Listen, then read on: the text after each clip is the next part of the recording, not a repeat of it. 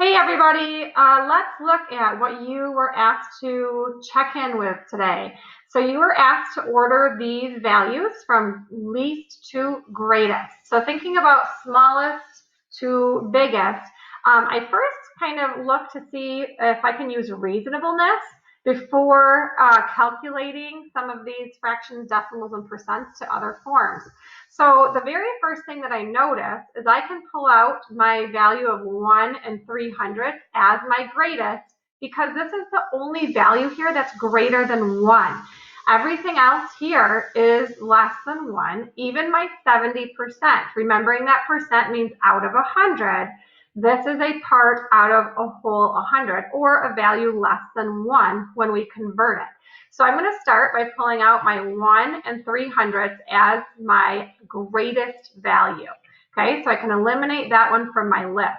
Now I'm left with thinking about the other fractions, percents, and decimals. So the first thing that I might do is think about what this percent is as either a decimal or a fraction. I know that percent means out of 100, so I can start by thinking about converting this to a fraction, 70 out of 100.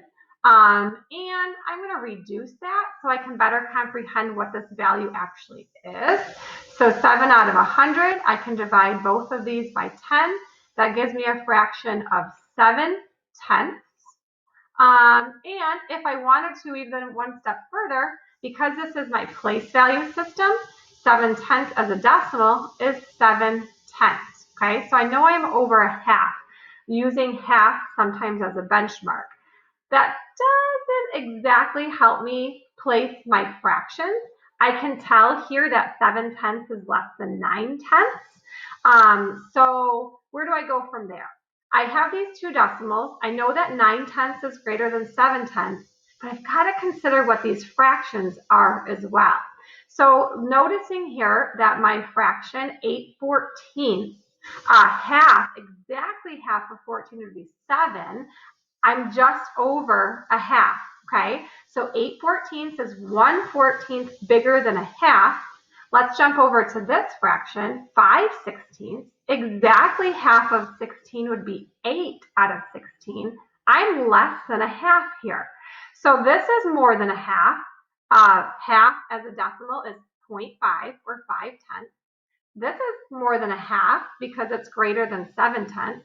This is more than a half. That means that 5/16 is the smallest value in this list, okay? So I have my lesser value, I have my greatest value, I'm done with my 5/16. Now, how do I place these three? I know that 70% is 7/10 or 7/10. I know that 7/10 is less than 9/10. I know that this is greater than 5/10. This is greater than a half. So because I have a decimal that's 2/10 higher than a half, I'm left with making sure I know the value of 8/14.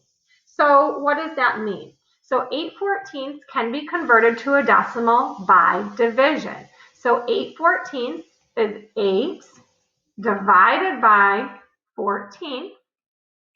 And when I do 8 divided by 14, I get an irregular decimal, a decimal that goes on infinitely without a pattern. So I truncated, I cut it off after my 100th place value, and quite frankly, I could have stopped after my 10th place value.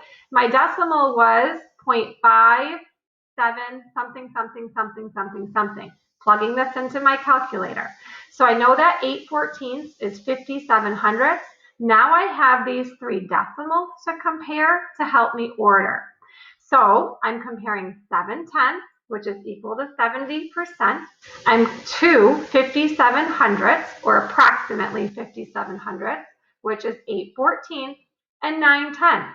Well, I've got my 10th place value that is different in all of these decimal forms, which means that 5/10 is going to be smaller than 7/10 and 9/10. So 8/14 is the next smallest number, just over half. What's going to come after 8/14? So I'm done with my 8/14. 9/10 is bigger than 7/10, and 7/10 is equivalent to 70%. So next would be my 70%. And that leaves me with between 70% and 1 300 would be my 9/10 value.